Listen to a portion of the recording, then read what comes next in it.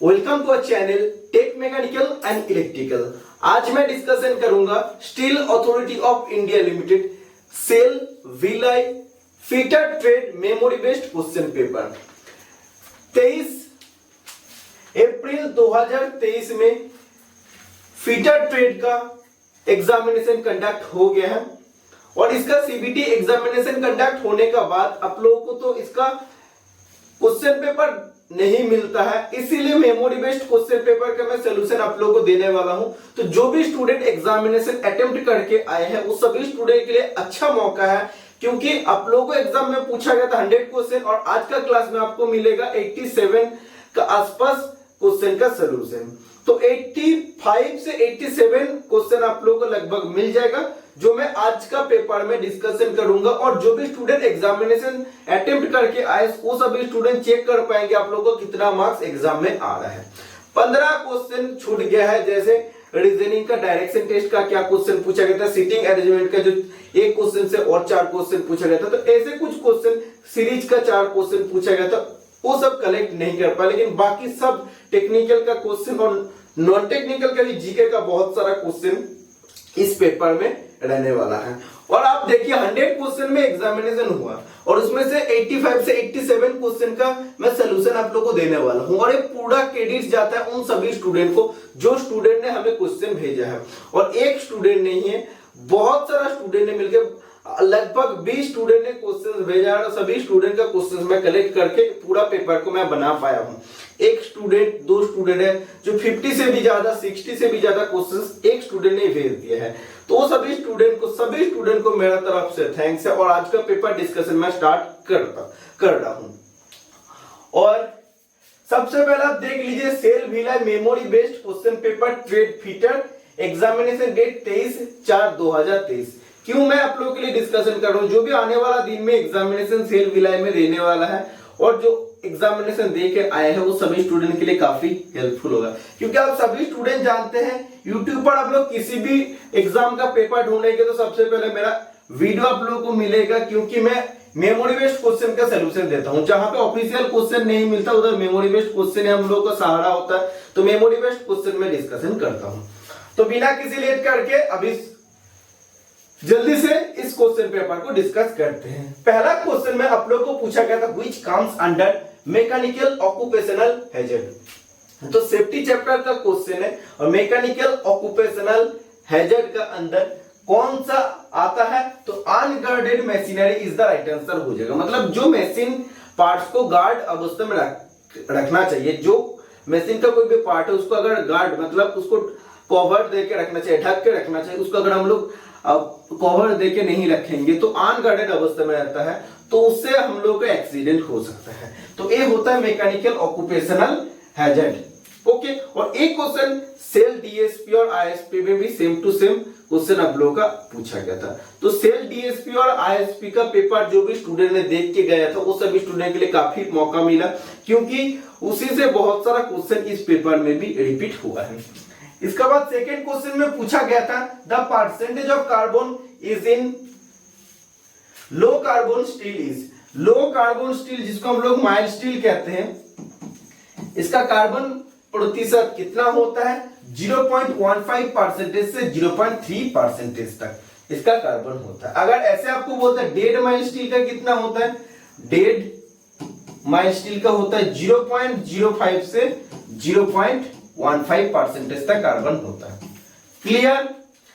Third number question में आपको पूछा गया था dimension is stated as 25 plus minus 0.02 millimetre in a drawing, what is the tolerance. तो आप इस क्वेश्चन को देख के या मेमोरी बेस्ड पेपर को देख के आप समझ सकते हैं जिस सेंटेंस में आपको एग्जैक्टली एग्जाम पेपर में पूछा गया था सेम एग्जैक्टली वही सेंटेंस में आपको पेपर में मेमोरी बेस्ड पेपर जो मैं डिस्कशन कर रहा हूं आपको इस जगह में देखने को मिल रहा है। तो एक डायमेंशन आपको दिया गया 25 प्लस माइनस 0.02, तो इसमें से 25 मतलब क्या होता है, ये होता है बेसिक साइज, और प्लस 0.02 मतलब होता है ये होता है अपर डिविएशन, और माइनस 0.02 मतलब होता है लोअर डिविएशन। ठीक है, तो आप लोग जानते हैं टॉलरेंस का फॉर्मूला क्या होता है। टॉलरेंस फॉर्मूला होता है upper limit minus lower limit. और अपर लिमिट हम लोग कैसे निकालते हैं, upper limit is equal to होता है basic size plus upper division. तो basic size plus upper division कितना हो जाएगा, 25 मिलीमीटर था, प्लस अपर डिवीजन 0.02 मिलीमीटर, मतलब 25.02 मिलीमीटर इसका अपर लिमिट। और लोअर लिमिट का फॉर्मूला क्या होता है, बेसिक साइज प्लस आपका हो जाएगा लोअर लिमिट। ठीक है, तो ये आपका कितना हो जाएगा, बेसिक साइज 25 और प्लस अगर आप लोग करते हैं लोअर लिमिट आपका कितना है -0.02, तो ये कितना आ जाएगा 24.98, क्योंकि आप लोग जब प्लस माइनस माइनस हो जाएगा तो 25 माइनस 0.02 मतलब इसका वैल्यू आ जाएगा 24.98। तो आप देखिए अपर लिमिट का वैल्यू आ गया इधर आपका 25.02 और लोअर लिमिट का वैल्यू आ गया 24.98। तो इन दोनों का अगर आप लोग माइनस करते तो इसका वैल्यू आ जाएगा 0.04 मिलीमीटर, तो टॉलरेंस आ जाएगा। कुछ स्टूडेंट डायरेक्टली ऐसे आप लोग कर देते हैं प्लस माइनस 0.02 मतलब इन दोनों को हम लोग डायरेक्टली जोड़ देते हैं, तो प्लस माइनस 0.02 मतलब आप लोग क्या करते हो और एक बार आप लोग 0.02 को जोड़ देते हैं और डायरेक्टली आप लोग आंसर को 0.04 निकाल देते हैं। तो ये भी आप लोग कर सकते हैं, शॉर्टकट मेथड है, लेकिन एक्चुअली अगर प्रोसेस आपको करना है प्रोसेस में तो यही प्रोसेस होता है। नेक्स्ट क्वेश्चन नंबर 4 में आप लोगों को पूछा गया था what is the number of fundamental deviation in the BIS system. तो इसमें बोल रहा है bureau of Indian standards, bureau of Indian standards, ये स्टैंडर्ड्स होता है STANDARDS। तो ब्यूरो ऑफ इंडियन स्टैंडर्ड के हिसाब से फंडामेंटल डिविएशन टोटल कितना होता है, 25 होता है, लेकिन ऑप्शन में आप लोगों को 25 नहीं दिया गया था, तो वो क्वेश्चन ही गलत है। ठीक है, अगर आपको ऐसे पूछता फंडामेंटल टॉलरेंस या ग्रेड ऑफ टॉलरेंस टोटल कितना हो जाएगा, ग्रेड ऑफ टॉलरेंस BIS में होता है 18। ठीक है, ऐसे अगर आपको BIS का जगह अगर BSI देता, ब्रिटिश स्टैंडर्ड सिस्टम में अगर देता तो फंडामेंटल डिविएशन हो जाएगा आपका 21 और ग्रेड ऑफ टॉलरेंस होता है 16। ठीक है, ये आपको याद रखना है। Next question number 5, which term describe the axial movement of screw in one complete rotation. तो इसमें बोले किसी एक स्क्रू उसका अपने एक रोटेशन में जितना एक्सियल मूव होता है तो उसको हम लोग किस टर्म में जानते हैं, उसको हम लोग लीड का नाम में जानते हैं। ठीक है, सिंगल स्टार्ट थ्रेड में, सिंगल स्टार्ट थ्रेड में लीड इज इक्वल टू होता है पिच। ओके, और नॉर्मली लीड का फॉर्मूला होता है lead is equal to pitch into number of starts. ठीक है, इसमें सिंगल स्टार्ट के लिए एक ही होता है, इसलिए पिच इनटू और मतलब पिच ही हो जाएगा, इसीलिए हम लोग सिंगल स्टार्ट थ्रेड के लिए lead is equal to pitch कहते हैं। और एक स्क्रू है, सोचिए स्टेप का स्क्रू है, वो उसका एक टोटल कंप्लीट उसका टर्न में या एक रेगुलेशन में वो जितना एक्सियल मूव हो रहा है, सोचिए इतना तक आ गया है, तो ये होता है उसका लीड। समझ में आ गया। Next question, question number 6, which tool is used to check the internal clearance of the bearing. किसी भी बियरिंग के अगर अंदरूनी क्लियरेंस को चेक करना होता है, गैप को चेक करना होता है, तो किस टूल का इस्तेमाल करते हैं, तो हम लोग यूज करते हैं फीलर गेज। और आप लोग जानते हैं फीलर गेज हम लोग किस लिए यूज करते हैं, to check the gap between mating parts. किसी भी मेटिंग पार्ट का बीच का जो गैप होता है उसको चेक करने के लिए हम लोग फीलर गेज इस्तेमाल करते हैं। ठीक है, और फीलर गेज का लेंथ कितना होता है, 100 मिलीमीटर होता है।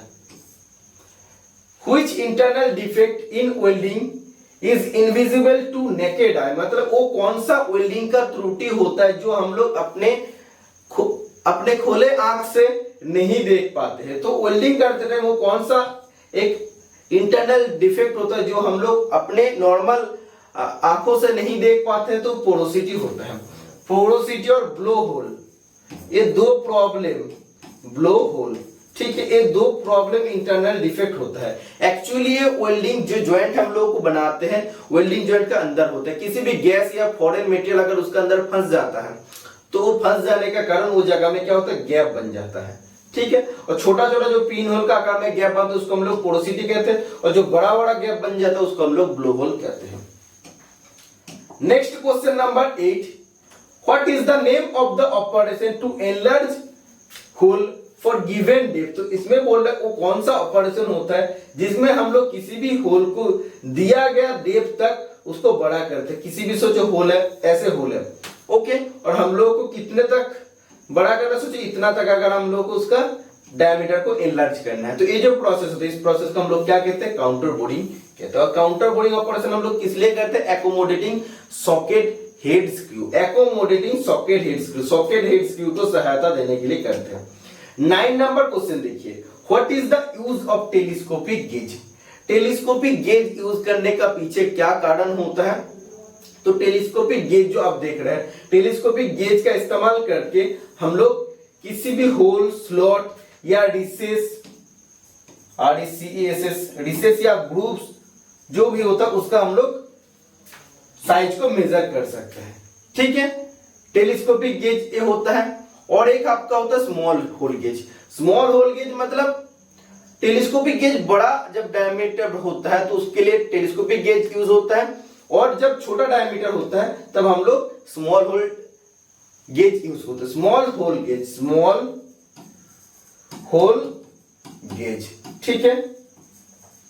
तो टेलीस्कोपिक गेज मिनिमम कितना डायमीटर को चेक कर सकते हैं, 12.7, और मैक्सिमम कितना डायमीटर को मेजर कर सकते हैं, चेक नहीं मेजर, 152.4 मिलीमीटर।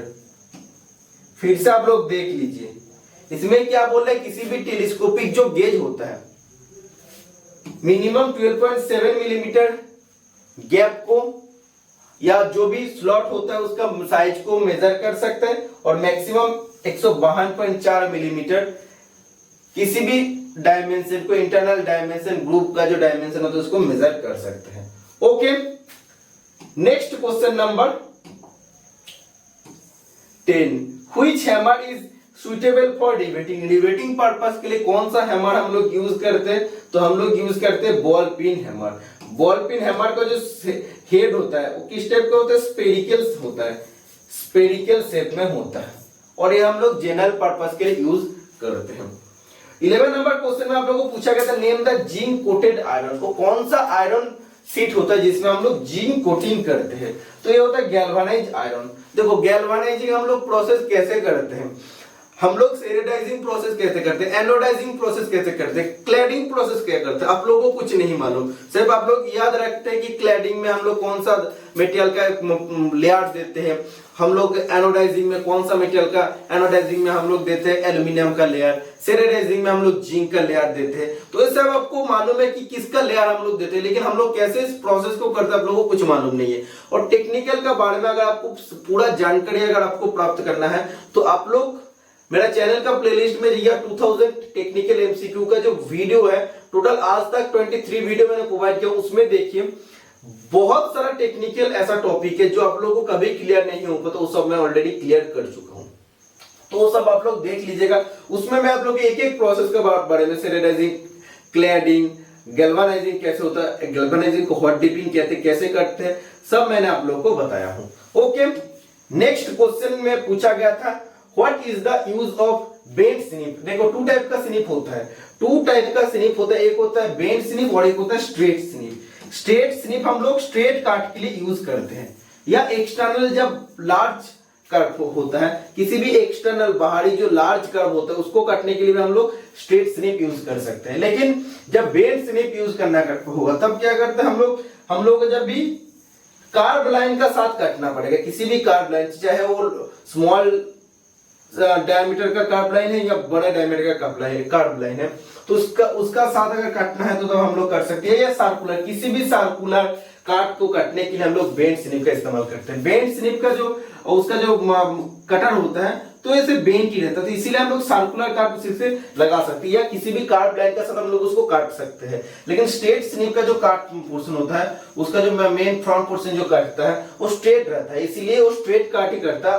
अदरवाइज अगर लार्ज एक्सटर्नल किसी भी कर्व होता है तो उसके लिए भी यूज कर सकते हैं हम लोग। ओके, और स्निप का भी यूज होता है जब शीट मेटल को करना पड़ता है, शीट मेटल का थिकनेस जब 1.2 मिलीमीटर तक होता है तब हम लोग स्निप यूज कर सकते हैं। उससे ज्यादा जब थिकनेस हो जाएगा शीट मेटल का तब हम लोग शेयर का इस्तेमाल करेंगे।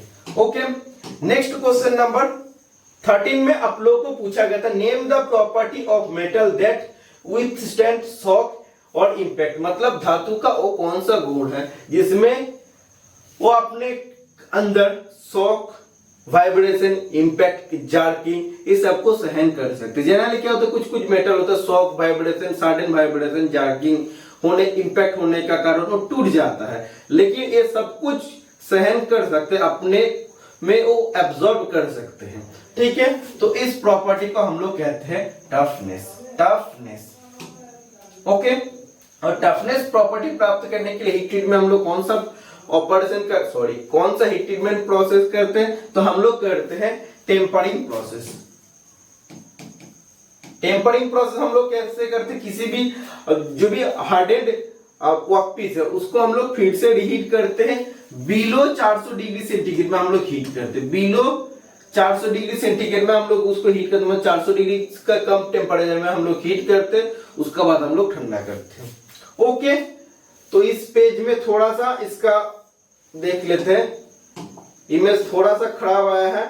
हाँ ठीक है, एक दो क्वेश्चन का जस्ट खराब आया है, मैं आप लोगों को बता देता हूं। इसमें जो पूछा है which part of outside micrometer ensure a uniform pressure between the measuring surfaces, इसमें बोल रहा है माइक्रोमीटर का वो कौन सा पार्ट होता है जिसमें दो मेजरिंग सरफेस के बीच का प्रेशर को यूनिफॉर्म रखता है। देखो माइक्रोमीटर का दो मेजरिंग सरफेस क्या होता है, एक होता है ये एनविल होता है और दूसरा होता है स्पिंडल का फेस। तो ये एनविल का फेस एक होता है मेजरिंग सरफेस और दूसरा होता है स्पिंडल का फेस, इसका बीच में हम लोग वर्कपीस को डालते हैं। ठीक है, तो ये दो मेजरिंग जो सरफेस है मतलब एनविल और स्पिंडल का दोनों का बीच का जो प्रेशर होता है उसको यूनिफॉर्म रखने के लिए कौन माइक्रोमीटर का कौन सा पार्ट उसको मेंटेन करता है, तो वो होता है ratchet stop. RATCHET, ratchet stop is the right answer हो जाएगा, जिसमें बटरेस थ्रेड होता है। ओके, इसका बाद एक क्वेश्चन आप लोग को पूछा गया था माइक्रोमीटर का, एक डायग्राम देखे और इसमें आप लोग के जो सर्कुलर स्केल दिया गया था, इस सर्कुलर स्केल का नाम क्या हो जाएगा, जिसमें टोटल 50 डिवीजन रहता है, तो इसका नाम हो जाएगा थिम्बल। यही सेम टू सेम डायग्राम आपको पूछा गया था एग्जामिनेशन में। Next, in the isometric thread calculate the tab drill size for M10 into 1.5 thread। इसमें बोल रहा है इंडियन स्टैंडर्ड ऑर्गेनाइजेशन, कुछ स्टूडेंट बोल रहा था कि इंटरनेशनल स्टैंडर्ड ऑर्गेनाइजेशन या अब कुछ अलग बोल रहा था, तो एक्चुअली ये राइट आंसर हो जाएगा Indian standards organisation. Indian standards organisation इसका फुल फॉर्म भी एग्जाम में पूछा गया था, सेल भिलाई का नहीं, किसी भी दूसरा एग्जाम में पूछा गया था। तो Indian standard organisation is the right answer हो जाएगा। तो मेट्रिक थ्रेड इसमें दिया है, इसमें देखिए आपको जो पूछा जा रहा है M10 into 1.5, M मतलब क्या होता है, M मतलब आप लोग मेट्रिक में है और ये 10 है, 10 मतलब क्या मेजर डायमीटर है, 1.5 मतलब होता है पिच ऑफ थ्रेड, थ्रेड का पिच कितना है। तो आपको जब टैप ड्रिल साइज निकालना पड़ेगा, तो tap drill size is equal to हो जाएगा major diameter minus 2 into depth, और डेप्थ का फॉर्मूला क्या होता है मेट्रिक थ्रेड के लिए 0.6134 into पिच। तो 2 तो ऐसे रहेगा, डेप्थ का फॉर्मूला हो जाएगा 0.6134 into पिच, पिच का जगह आपका हो जाएगा 1.5। तो इसको टोटल कैलकुलेशन करने के बाद आ जाएगा 10 minus 1.84, तो इसको जब आप लोग करेंगे तो 8.16 आ रहा है, और 8.16 मतलब हम लोग अप्रॉक्स 8.2 कह सकते हैं। ओके, नेक्स्ट क्वेश्चन नंबर 17 आप देख सकते हैं, name the part marked as X। तो इसमें देखिए एक ड्रिल बिट का डायग्राम दिया गया था जो हाई स्पीड स्टील से बनता है, हाई स्पीड स्टील से बनता है। ठीक है, और इसमें जो एंगल बन रहा था, दो कटिंग एज के बीच में जो एंगल ये जो बन रहा था, तो ये एंगल होता है 118 डिग्री। तो इस एंगल का नाम क्या है, इस एंगल का नाम है पॉइंट एंगल। समझ में आ रहा है। नेक्स्ट क्वेश्चन नंबर 18 में पूछा गया था which caliper is used to mark the centre of round bar. किसी भी राउंड बार का, किसी भी सोचो ऐसे राउंड बार है, तो इस राउंड बार का जब आपको सेंटर पोर्शन निकालना पड़ेगा, ये जो सेंटर पोर्शन है इसको निकालने के लिए हम लोग कौन सा कैलिपर यूज करते हैं, जेनी कैलिपर या ऑड लेग कैलिपर। ओके, शायद दोनों ऑप्शन में दिया गया था, तो एक्चुअली ऑड लेग कैलिपर का अलग नाम होता है जेनी कैलिपर। तो एक थोड़ा सा कंफ्यूजिंग क्वेश्चन है, और ये आप लोग बोल सकते हैं इसमें आप लोग अगर ऑब्जेक्शन सिस्टम रहता तो आप लोग ऑब्जेक्शन भी कर सकते हैं। तो एक इनवैलिड क्वेश्चन आप बोल सकते हैं, क्योंकि दो आंसर देने का कोई मतलब नहीं होता। 19 नंबर क्वेश्चन में आप लोगों को पूछा गया था which class of fire caused by fire, would, paper, cloth.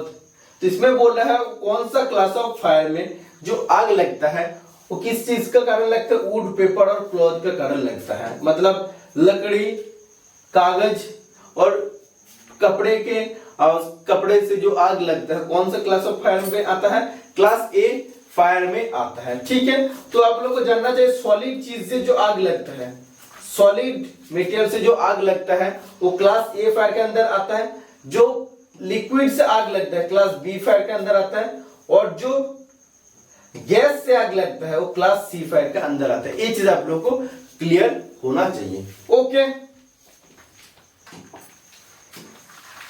20 number question में पूछा गया था which part of universal surface gauge holds the scriber. Universal surface gauge का वो कौन सा पार्ट होता है जो स्क्राइबर को पकड़ के रखते हैं। तो इस क्वेश्चन का राइट आंसर हो जाएगा स्नैग। तो अगर आप लोग इसका डायग्राम देखते तो उसको आपको पता चलेगा कि स्नैग ऐसे पार्ट होता है जो स्क्राइबर को पकड़ के रखते हैं।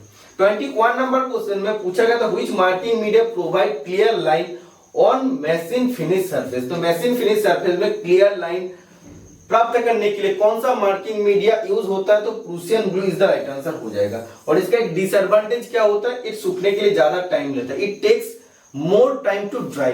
तो क्वेश्चन ए भी आपको पूछा जाता है which marking media takes more time to dry, तो सूखने के लिए ज्यादा टाइम लेता है प्रूसियन ब्लू। और कौन सा जहरीला होता है, पॉइजनस होता है कॉपर सल्फेट। और कौन सा कमर्शियली अवेलेबल होता है, सेलुलोज लेकर।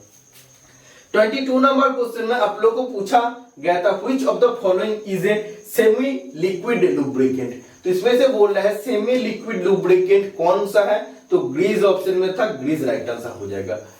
23 नंबर क्वेश्चन में आप लोगों को पूछा गया था what a denotes in ABC of first aid. Fast day नहीं होगा, फास्ट एड होगा। ठीक है, तो फास्ट एड में एबीसी का मतलब क्या होता है, एआरओए ब्रीदिंग, बी का मतलब होता है एआरओए ब्रीदिंग, और सी का मतलब होता है सर्कुलेशन। ठीक है, तो फास्ट एड में ये तीनों चीज सबसे पहले हम लोग को ध्यान रखना चाहिए। नेक्स्ट क्वेश्चन नंबर 24 में पूछा गया था व्हिच की has rectangular cross section is fit into QA carton both shaft and hub. तो इसमें से बोल रहा है वो कौन सा की है जो शाफ्ट और हब दोनों पर एक क्यूए कटा रहता है और जिसका क्रॉस सेक्शन होता है रेक्टेंगुलर। तो वो कौन सा की होता है जिसको फीड करने के लिए शाफ्ट और हब दोनों पर ही हम लोग की वे बनाते हैं, और उसमें उसका क्रॉस सेक्शन कितना होता है, कैसा होता है, की का क्रॉस सेक्शन होता है रेक्टेंगुलर। तो ये राइट आंसर हो जाएगा सांक की। एक बार चेक करो ऑफ करेगा जी कि ना। 25 नंबर क्वेश्चन में आप लोगों को पूछा गया था which device is used to check the workpiece to confirm the shape. मतलब वो कौन सा डिवाइस है जो वर्कपीस का शेप को कंफर्म करने के लिए यूज होता है। तो जब हम लोग मास प्रोडक्शन करते हैं सेम टाइप का जब हम लोग ज्यादा से ज्यादा संख्या में बनाना पड़ता है, इसीलिए उसका शेप को जस्ट चेक करने के लिए हम लोग कौन सा डिवाइस यूज करते हैं या कौन सा टूल यूज करते हैं, तो profile gauge is the right answer हो जाएगा। 26 नंबर क्वेश्चन में पूछा गया था gauge is a type of, gauge क्या होता है, तो एक प्रकार की एक चेकिंग डिवाइस होता है, चेकिंग डिवाइस होता है। 27 नंबर क्वेश्चन में पूछा गया था which nut protects the bolt and thread from damages. मतलब वो कौन सा नट होता है जो बोल्ट एंड थ्रेड को डैमेज होने से बचाते हैं। तो सोचो इस टाइप का एक बोल्ट है, ठीक है, तो इसका जो एंड वाला पोर्शन है, इस बोल्ट का जो एंड वाला पोर्शन है, ये वाला पोर्शन है, इसका थ्रेड को डैमेज होने से बचाने के लिए जो नाट हम लोग यूज करते हैं, तो इस नाट का नाम क्या हो जाएगा, कैप नाट हो जाएगा, क्योंकि कैप नाट में इस टाइप का कैप रहता है। नाट तो सिंपल होता है बट उसके ऊपर क्या होता है, इस टाइप का कैप रहता है। ओके, तो इस cap nut is the right answer हो जाएगा। 28 नंबर क्वेश्चन में पूछा गया था which type of machine screw is used in light assembly work. मतलब वो कौन सा टाइप ऑफ मशीन स्क्रू है जो लाइट असेंबली वर्क के लिए हम लोग यूज करते हैं, तो चीज Z screw is the right answer हो जाएगा। 29 नंबर क्वेश्चन में आप लोगों को पूछा गया था if a fastener is fully tightened in a fitting assembly then what will happen. तो इसमें बोल रहा है किसी भी फिटिंग असेंबली में अगर हम लोग किसी भी फास्टनर को फुल्ली टाइट के साथ अगर हम लोग उसको कस के अगर बंद देते तो उसमें क्या होता है, तो फास्टनर विल डैमेज, तो फास्टनर क्या हो जाएगा, वो खराब हो जाएगा। ठीक है, तो जिस असेंबली में हम लोगों को जितना फास्टनर को टाइट रखना चाहिए उतना रखना है, और उससे ज्यादा अगर हम लोग टाइट कर देते हैं तो फास्टनर डैमेज हो जाएगा। नेक्स्ट क्वेश्चन देखिए, 30 नंबर क्वेश्चन में आप लोगों को पूछा गया था which valve is used to permit fluid flow in one direction only. मतलब इसमें से बोल रहा है वो कौन सा वाल्व है जो फ्लूइड को फ्लो होने देता है सिर्फ एक ही डायरेक्शन में। तो इस क्वेश्चन का राइट आंसर हो जाएगा नॉन रिटर्न वाल्व या चेक वाल्व, क्योंकि आप लोग जानते हैं नॉन रिटर्न वाल्व सिर्फ फ्लूइड को एक ही CHEC, ठीक है, तो नॉन रिटर्न वाल्व फ्लूइड को एक ही डायरेक्शन में फ्लो होने देता है, ऑपोजिट डायरेक्शन में आने के टाइम वो रोक देता है।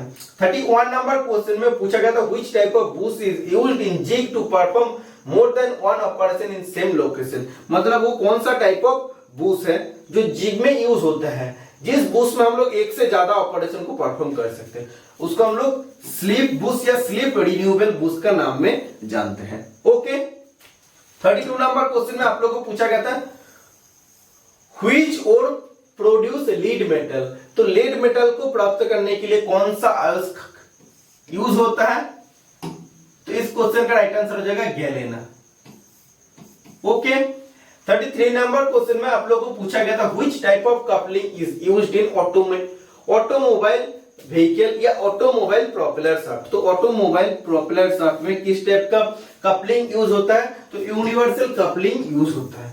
यूनिवर्सल कपलिंग में दो योक रहता है और उसको दो योक को फीड करने के लिए क्रॉस रहता है, और क्रॉस का जो इस टाइप का क्रॉस होता है, ठीक है, और क्रॉस में और दो जो योक है, एक एक योक इस टाइप का होता है और एक योक इस टाइप का होता है, ठीक है, तो ये इधर आके फीड होता है और ये इधर आके फीड होता है। तो ये जो चार इधर आपका क्रॉस का जो साइड है तो इसमें ट्रूनियन बियरिंग भी लगे रहता है। ओके, तो क्वेश्चन आप लोग आ सकते किस टाइप का बियरिंग लगा रहता है, तो trunnion bearing is the right answer हो जाएगा। 34 नंबर क्वेश्चन में आप लोगों को पूछा गया था what is the composition of leaded gun metal. Leaded gun metal का कंपोजिशन क्या होता है, तो इसमें से 85% रहता है कॉपर, जिंक रहता है 5%, टीन रहता है 5%, लीड रहता है 5%। ओके, तो जो भी स्टूडेंट इसको राइट आंसर करके आए हैं वो राइट हो जाएगा।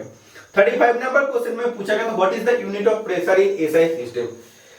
सिस्टम ऑफ इंटरनेशनल में प्रेशर का यूनिट क्या होता है, तो पास्कल राइट आंसर हो जाएगा, या आप लोग बोल सकते हो फोर्स अपन एरिया होता है तो हम लोग बोल सकते हैं न्यूटन पर मीटर स्क्वायर, ये भी हम लोग बोल सकते हैं एसआई में। ओके, और अगर सीजीएस में पूछता तब राइट आंसर हो जाएगा डाइन पर centimetre square. Okay, next question number 36 में आप लोगों को पूछा गया था what is the defect caused by interlocked air bubble and pockets in the hydraulic pipeline and components. तो देखो, सेल का एग्जामिनेशन कंडक्ट करने से पहले मैं आप लोगों के लिए सेल और एनपीसीएल के लिए एक मैराथन क्लास प्रोवाइड किया था जिसमें मैंने हाइड्रोलिक का काफी सारा क्वेश्चन डिस्कशन किया था, और उसमें एक क्वेश्चन को बार बार मैंने आप लोगों को बताया था कि काफी इंपॉर्टेंट क्वेश्चन है। Same to same welding defect का जो पोरोसिटी है, पोरोसिटी का बारे में मैं आप लोगों को समझाया, ब्लो होल का बारे में समझाया, वो सेम प्रॉब्लम इसमें भी होता है। हाइड्रोलिक पाइपलाइन और कंपोनेंट का जो हम लोग यूज करते हैं उसका बीच में अगर एयर बबल्स फंस जाता है, वायु अगर फंस जाता है, तो उसमें किस टाइप का प्रॉब्लम होता है, तो उसमें आप लोगों को पोरोसिटी में क्या बोला, उसमें ऐसे होल बन जाता है, उसमें मटेरियल नहीं पहुंचता, बड़ा बड़ा होल बन जाता है जिसको हम लोग ब्लो होल कहते हैं, जो पिन होल बनता है उसको हम लोग पोरोसिटी कहते हैं। तो इसमें भी हाइड्रोलिक पाइपलाइन या कंपोनेंट का बीच में एयर बबल्स फंस जाने के कारण उसमें गैप बन जाता है, तो एक इस टाइप का डिफेक्ट होता है, इस डिफेक्ट का नाम है कैविटेशन। कैविटेशन मतलब भी आप लोग जानते हैं गैप, जैसे हम लोग जानते हैं दांत का कैविटी हो गया, मतलब उसमें ज्यादा गैप हो गया, ठीक है, तो कैविटेशन प्रॉब्लम होता है। 37 नंबर क्वेश्चन में पूछा गया था for ब्रेज welding which gas is commonly used. ब्रेज welding के लिए या ब्रेजिंग के लिए कौन सा गैस जनरली यूज होता है, तो ऑक्सी एसिटिलीन राइट आंसर हो जाएगा। ऑक्सी एसिटिलीन, एसिटिलीन, एसिटिलीन का केमिकल फॉर्मूला क्या होता है, C2H2। ओके, इसमें पूछ रहा है which file is having 2/3 parallel, मतलब वो कौन सा फाइल है जिसमें 2/3 पैरेलल होता है और 1/3 टेपर होता है।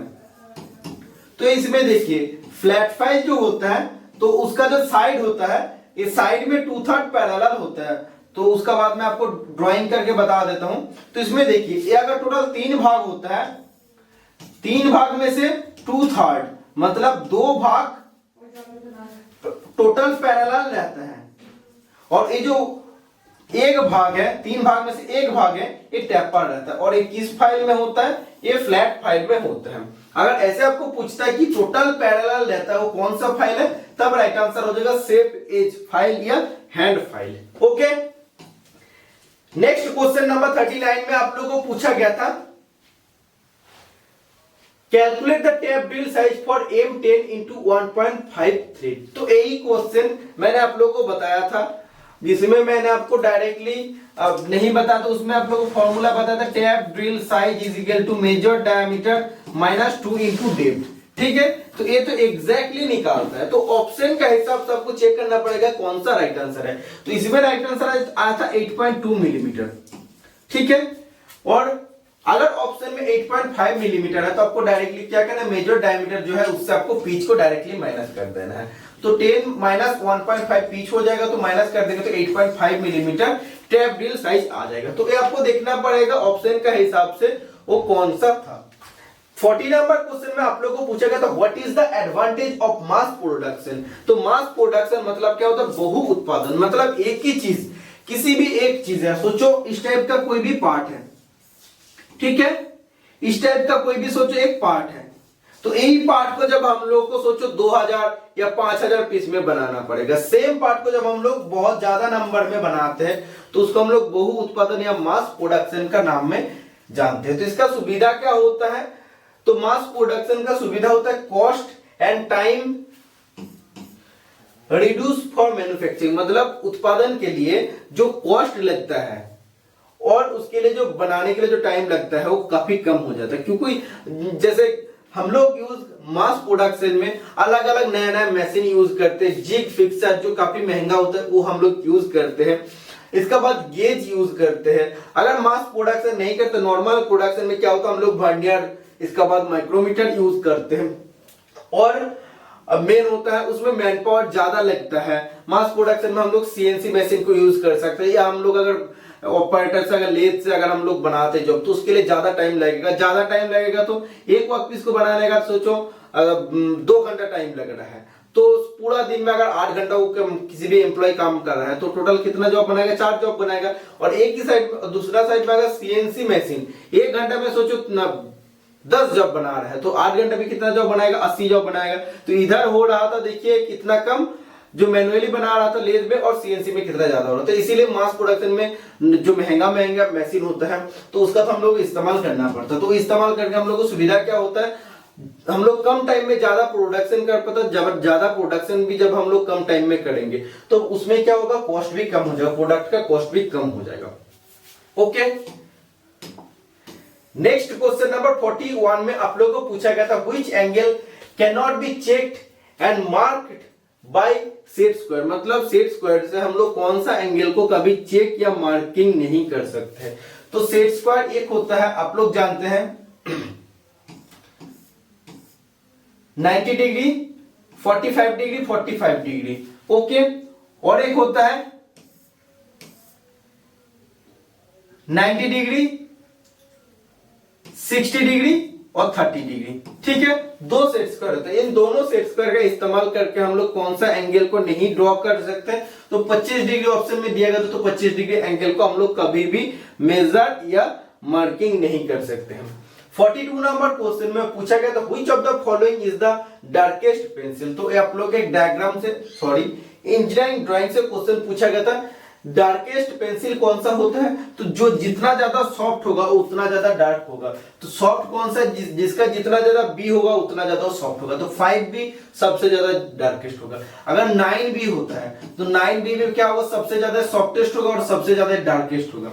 ओके, और सबसे ज्यादा हार्डेस्ट कौन सा होता है, सबसे ज्यादा हार्डेस्ट आपका 7 इंच होता है, तो 7 इंच रहेगा मतलब सबसे ज्यादा हार्डेस्ट होता है। और सबसे ज्यादा ये लाइट डार्क है मतलब उसका आप लोग बोल सकते हो ऑपोजिट जो भी है वो थिनर है, आप बोल सकते हैं। ये ठीक है, उतना डार्क नहीं होता है। नेक्स्ट क्वेश्चन नंबर 43 में आप लोगों को पूछा गया था which of the following is a solid lubricant. देखो एग्जाम में सॉलिड लुब्रिकेंट और सेमी सॉलिड लुब्रिकेंट दोनों का बारे में आप लोगों को पूछा गया था। जो भी स्टूडेंट एग्जामिनेशन दे के आया हो सभी स्टूडेंट जानते हैं और सभी स्टूडेंट ने भेजा है। तो जो स्टूडेंट सोच रहे हैं कि नहीं दोनों नहीं पूछा गया था, किसी एक पूछा गया था, तो वो सभी स्टूडेंट को मैं क्लियर करना चाहता हूं, दोनों ही आपको पूछा गया था। तो सॉलिड लुब्रिकेंट होता है ग्रेफाइट या मोलिबॉडिनम डाइसल्फाइड। फिर से आप लोग सुन लीजिए, ग्रेफाइट या मोलिबॉडिनम डाइसल्फाइड भी होता है एक type of solid lubricant. 44 number question में पूछा गया था which part of file is hard and tempered, मतलब फाइल का कौन सा पार्ट हार्ड एंड टेम्पर्ड होता है। तो बॉडी वाला जो पार्ट होता है, body part hard and tempered होता है।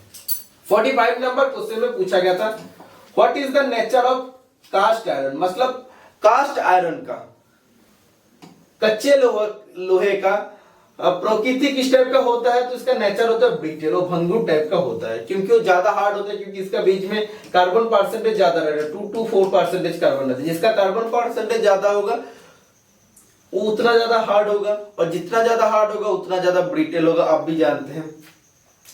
और इसके बाद ईमेल पेपर से क्वेश्चन पूछा गया था। क्वेश्चन में आपको पूछा गया था which type of paper is used for sending down hard and rough surface. तो जब किसी भी एक वर्कपीस है तो उसका क्या होता है, एक हार्ड एंड रफ सरफेस है, तो उसको हम लोग यूज करके, इस पेपर को यूज करके हम लोग क्या कर सकते हैं, जो हार्ड एंड रफ सरफेस है इसको हम लोग प्लेन कर सकते हैं। जितना ज्यादा हो सके उसको हम लोग स्मूथ सरफेस बना सकते हैं। आप लोग जानते हैं किसी भी वर्कपीस हम लोग बनाते हैं, उसके बाद उसको थोड़ा सा चमकीला करने के लिए, शाइनिंग देने के लिए हम लोग प्रैक्टिकल का टाइम में हम लोग छुप के इमेरी पेपर से हम लोग फिनिशिंग करते थे। तो इमेरी पेपर से जब भी हम लोग फिनिशिंग करते तो उसमें क्या होता है, जो हार्ड और रफ सरफेस होता है वो मिट जाता है और वो स्मूथ सरफेस बन जाता है, इसीलिए चमकीला टाइप का हो जाता है।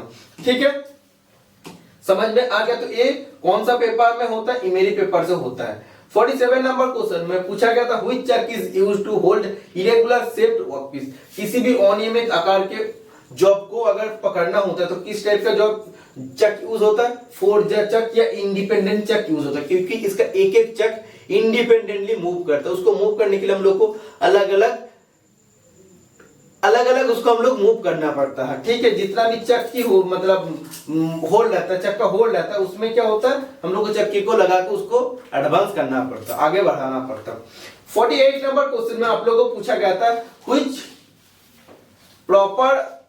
Property of metal is return to its original shape after removal of external force. तो इसमें आपको बोला है मेटल का कौन सा गुण है जिसमें अगर हम लोग एक्सटर्नल फोर्स को छोड़ देते तो मेटल अपने ओरिजिनल शेप में वो फिर से वापस आ जाता है। तो इलास्टिसिटी होता है।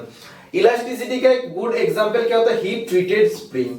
हीट ट्रीटेड स्प्रिंग, तो हीट ट्रीटेड स्प्रिंग एक इलास्टिसिटी का एग्जांपल होता है। और इसमें क्या होता है, हम लोग जो इलास्टिक जो होता है, आप लोग स्प्रिंग को देखे हैं, तो स्प्रिंग में क्या होता है, हम लोग खींच के रखते हैं उसके बाद छोड़ देते हैं फोर्स, वो ऑटोमेटिक अपने शेप में चला जाता है। तो इस प्रॉपर्टी का नाम है इलास्टिसिटी। 49 नंबर क्वेश्चन में आप लोगों को पूछा गया था sine bar working principle depends on. Sine bar का वर्किंग प्रिंसिपल किसका ऊपर डिपेंड करता है, तो उसका ट्रिगोनोमेट्री का वर्किंग प्रिंसिपल होता है। आप लोग जानते हैं sine theta is equal to क्या होता है, sine theta is equal to होता है परपेंडिकुलर या हाइट अपन होता है हाइपोटेनियस।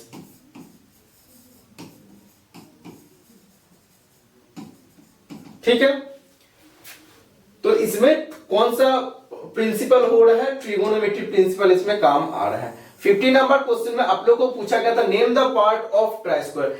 ट्राई स्क्वायर का पार्ट का नाम क्या है, तो दो पार्ट होता है, एक होता है ब्लेड और दूसरा पार्ट होता है स्टॉक।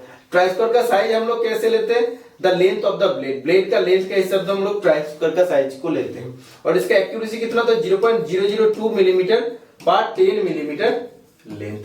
और ये किस मटेरियल से बनता है, हार्डेंड स्टील से बनता है। ओके, इसका बाद जीके का क्वेश्चन में आते हैं, क्योंकि जीके भी आप लोगों को देखना चाहिए। जो भी स्टूडेंट सेल का आने वाला दिन में एग्जामिनेशन देंगे, सेल का तो जितना भी सेल का रिक्रूटमेंट आया तो सभी सेल का एग्जाम कंडक्ट हो गया है, तो आप लोगों को काफी अच्छा लगे क्योंकि सेल इतना जल्दी को एग्जाम को कंडक्ट कर लिए। तो आने वाला दिन में भी आप लोगों को सेल का तरफ से काफी अच्छा रिक्रूटमेंट देखने को मिलेगा।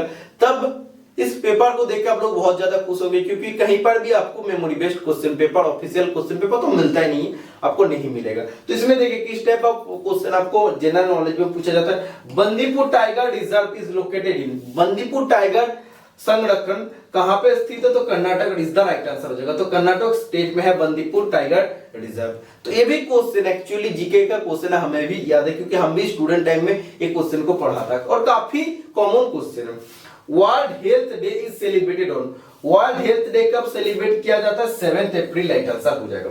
इसका बाद एक स्टूडेंट ने भेजा था कि जज of Chhattisgarh high court, Chhattisgarh high court का न्यू जज कौन है, तो Vivek Kumar Tiwari is the right answer हो जाएगा। और एक स्टूडेंट ने भेजा था newly appointed chief justice of Chhattisgarh, newly appointed chief justice of Chhattisgarh कौन है, तो रमेश सिन्हा, इसने राइट आंसर दिया है। तो किसी एक क्वेश्चन इसमें तो 100% पूछा गया था, तो वो आप सभी स्टूडेंट नहीं बता पाएंगे कि एग्जैक्टली एक्चुअली क्या पूछा गया था। The hexo frame in which more than one standard size of blade can be fitted is called, मतलब वो हेक्सो फ्रेम होता है जिसमें एक से ज्यादा स्टैंडर्ड साइज ऑफ ब्लेड को हम लोग पकड़ सकते हैं। तो वो कौन सा हेक्सो फ्रेम होता है, तो वो होता है adjustable hexo frame. Adjustable hexo frame में हम लोग एक से अधिक स्टैंडर्ड साइज ऑफ ब्लेड को होल्ड कर सकते हैं। 55 नंबर क्वेश्चन में आप लोगों को पूछा गया था which chemical is used to clean metal and remove the oxide from the metal surface while soldering, soldering करते टाइम मेटल का सरफेस से ऑक्साइड को हटाने के लिए और रिमूव उसको क्लीन करने के लिए, उसको साफ करने के लिए कौन सा केमिकल हम लोग यूज करते हैं, तो flux is the right answer हो जाएगा। अलग अलग मटेरियल के लिए हम लोग अलग अलग फ्लैक्स यूज करते हैं और फ्लैक्स का काम होता है ऑक्साइड्स को हटाना, remove oxides.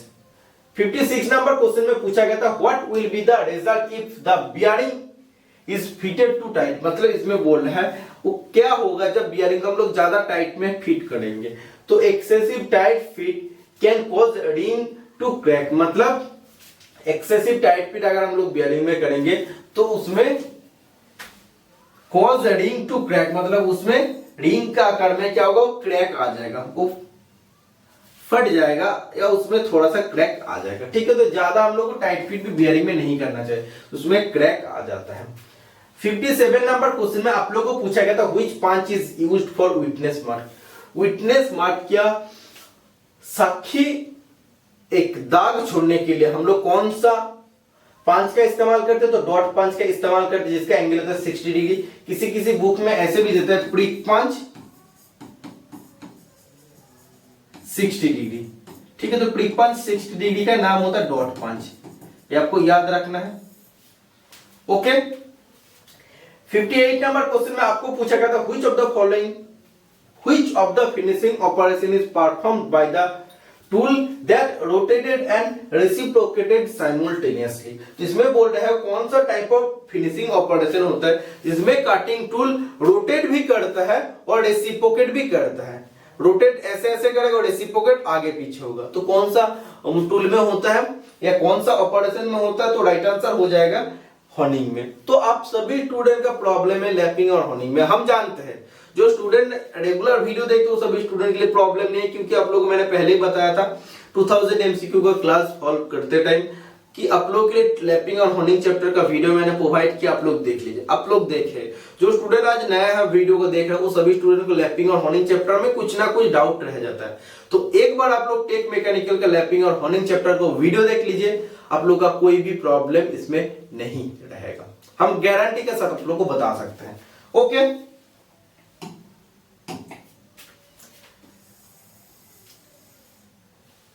Fifty 59 number question में, इसमें देखिए मैथ सीरीज से टोटल 3 क्वेश्चन पूछा गया था। जस्ट इसमें मैंने लिख दिया कि मैथ सीरीज से आपको 3 क्वेश्चन पूछा गया था। रीजनिंग से डायरेक्शन टेस्ट से क्वेश्चन पूछा गया था, पजल टेस्ट से क्वेश्चन पूछा गया था।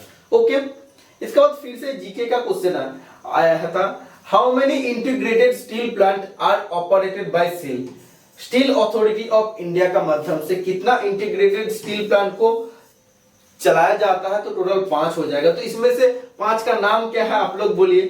5 स्टील प्लांट जो सेल ऑपरेट करते हैं। सबसे पहले भिलाई, जिसका एग्जाम अभी आप लोग दिए हैं। दूसरा है राउरकेला, ओके। तीसरा आपका हो जाएगा आईएसपी, इसको स्टील प्लांट। चौथा डीएसपी, दुर्गापुर स्टील प्लांट। और 5वां हो जाएगा, 5th नंबर में आ जाएगा बोकारो स्टील प्लांट। ठीक है, तो ये 5 इंटीग्रेटेड स्टील प्लांट जो सेल ऑपरेट करता है, okay. Bhilai steel plant has been built with the help of which country. Bhilai steel plant का स्थापना किया गया था कौन सा देश का सहायता लेके, तो Russia is the right answer हो जाएगा। रशिया का सहायता लेके भिलाई स्टील प्लांट का स्थापना किया गया था। 64 नंबर क्वेश्चन में पूछा गया था the Mahanadi originates from which mountain. Mahanadi river कौन सा माउंटेन्स, कौन सा पर्वत से उसका उत्पत्ति हुआ है, तो from the mountainous terrain of Chhattisgarh. Chhattisgarh से इसका उत्पत्ति हुआ है। 65 नंबर क्वेश्चन में आप लोगों को पूछा गया था who is appointed as MD and CEO of Invest India. Invest India का MD, managing director and CEO, chief executive officer का पद पे किसको अपॉइंट किया गया, तो Manmeet Nanda is the right answer हो जाएगा, ओके। 66 नंबर क्वेश्चन में एक टाइप का क्वेश्चन आपको पूछा गया था which yojana purpose to encourage crop production and increase agriculture acreage in Chhattisgarh. तो छत्तीसगढ़ में एग्रीकल्चर को और भी एनकरेज करने के लिए, बढ़ाने के लिए कौन सा योजना का चालू किया गया था, तो राजीव गांधी किसान योजना चालू किया गया था। इस टाइप का एक क्वेश्चन आपको पूछा गया था। ये योजना से आपको सेम क्वेश्चन पूछा नहीं जा सकता, लेकिन योजना का जो आंसर हो जाएगा तो राजीव गांधी किसान योजना से आपको क्वेश्चन पूछा जा रहा है। तो आप देख सकते हैं किस किस जगह से क्वेश्चन पूछ रहा है। योजना से क्वेश्चन पूछ रहा है, आपको करंट अफेयर्स से क्वेश्चन पूछ रहा है। तो आपको तैयार होके जाना जब आप लोग एग्जाम देके जाएंगे। इसका बाद आपको पूछा गया था which IIT made robot to clean oil tanks in refinery. Oil tanks मतलब जो ऑयल रिफाइनरी होता है, जैसे आईओसीएल का अगर बात करते हैं, ऑयल रिफाइनरी है, तो उसमें ऑयल टैंक को साफ करने के लिए हम लोग एक आईआईटी ने रोबोट का आविष्कार किया है। तो कौन सा आईआईटी है, तो आईआईटी गुवाहाटी ने रोबोट को बनाया है। इसका बाद हेक्सागोनल बोल्ट विथ कॉलर, एक हेक्सागोनल ऐसे बोल्ट है, ठीक है, और उसका नीचे के इस टाइप का कॉलर है, मतलब वॉशर टाइप है। तो इस टाइप का एक डायग्राम आपको दिया गया, तो उसका नाम आपको बताना था, तो hexagonal bolt with collar right answer हो जाएगा। मैथ का सिंप्लीफिकेशन से 2 क्वेश्चन आपको पूछा गया, तो आप देख सकते हैं मैथ का कितना आसान क्वेश्चन पूछ रहे हैं। सीरीज से क्वेश्चन पूछा गया था और 2 क्वेश्चन आपको सिंप्लीफिकेशन से पूछा गया था। तो थोड़ा सा अगर आप लोग नॉनटेक के लिए पढ़ते हैं, आप लोग इजीली इस एग्जाम को क्रैक कर सकते हैं। 70 नंबर क्वेश्चन में आपको पूछा गया था which file is used for narrow groups and slot. किसी भी संकीर्ण ग्रुप या स्लॉट में फाइलिंग करने के लिए कौन सा फाइल यूज होता है, पिलर फाइल यूज होता है। 71 नंबर क्वेश्चन में पूछा गया था when 2 pieces of metal are placed together in the same plane this type of joint form is. मतलब किसी भी 2 पीस ऑफ मेटल को जब हम लोग एक ही प्लेन में रख के हम लोग ज्वाइनिंग करते हैं, तो इस ज्वाइनिंग को क्या कहते हैं, बाट ज्वाइंट कहते हैं, ओके। क्योंकि दोनों पीस ऑफ मेटल को हम लोग एक ही प्लेन में रखे, अगर दोनों पीस ऑफ मेटल को अगर एक दूसरे के ऊपर रखते हैं तो कौन सा ज्वाइंट होता है, लैप ज्वाइंट होता है, क्योंकि एक प्लेट दूसरे प्लेट के ऊपर लेड अवस्था में है, मतलब लेटे हुए अवस्था में है। इसका बाद एक जीके का क्वेश्चन था Nalanda university is located in. आप सभी स्टूडेंट जानते हैं नालंदा यूनिवर्सिटी राजगीर बिहार में स्थित है। इसका बाद डायग्राम डोम नाट का एक डायग्राम आपको दिया गया था, तो आपको आइडेंटिफाई करना था कि ये कौन सा नाट है। इसका बाद आपको एक क्वेश्चन पूछा गया था world health organisation was founded in the year of. तो वर्ल्ड हेल्थ ऑर्गेनाइजेशन का बारे में वही क्वेश्चन मैंने बताया हूं कि कब सेलिब्रेट होता है, 7 अप्रैल होता है, इसका स्थापना हुआ था 7 अप्रैल 1948। तो एक क्वेश्चन रिपीट हो गया, छोड़िए। इसका बाद एक क्वेश्चन था जिसमें आप लोगों को एक ऐसा एक डायग्राम दिया गया था जो स्टूडेंट एग्जामिनेशन देके वो सभी स्टूडेंट को याद है, तो आपको इस पार्ट का नाम निकालना था। तो इस पार्ट का नाम हो जाएगा क्लैंप। तो ऑप्शन में शायद आप लोग का क्लैम्प था, तो क्लैम्प राइट आंसर हो जाएगा। ठीक है, इसका बाद एक डायग्राम दिया गया था स्टॉप, तो स्टॉप का जो सिंबल हो जाएगा इस टाइप का हो जाएगा, एक ऑक्टागोनल होगा कि 1 2 3 4 5 6 7 8 टोटल 8 साइड है। एक ऑक्टागोनल का बीच में क्या होगा, रेड कलर का साइन रहेगा, तो ये स्टॉप सिंबल होता है। निमी का बुक में ये उल्टा दिया है, ओके, इसको सुधार लेना है। इसका बाद वेट कीजिए थोड़ा सा,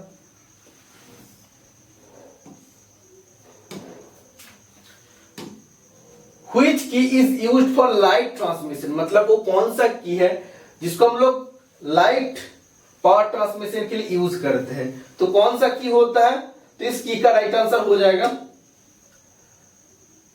सर्कुलर टेपर की, तो circular taper key right answer हो जाएगा। इसका बाद position of nut can be locked by, तो किसी भी नट का पोजीशन को लॉक करने के लिए, जैसे कैसल नट होता है, कैसल नट को अगर हम लोग लॉक करना चाहते हैं तो उसमें स्प्लिट पिन यूज होता है। स्प्लिट पिन यूज होता है, क्यों होता है, उस कैप्सूल नट को लूज होने से रोकता है, या खोलने से उसको रोकने के लिए हम लोग स्प्लिट पिन यूज करते हैं। तो ये क्या करता है, जिस पोजीशन में हम लोग नट को लॉक किए उसी लॉक जगह में उसको फिक्स अवस्था में रहना देता है। तो यही आपको बोला है कि position of nut can be lock, मतलब उस नट का पोजीशन को लॉक कर देता है, तो इसके लिए हम लोग स्प्लिट पिन यूज करते हैं।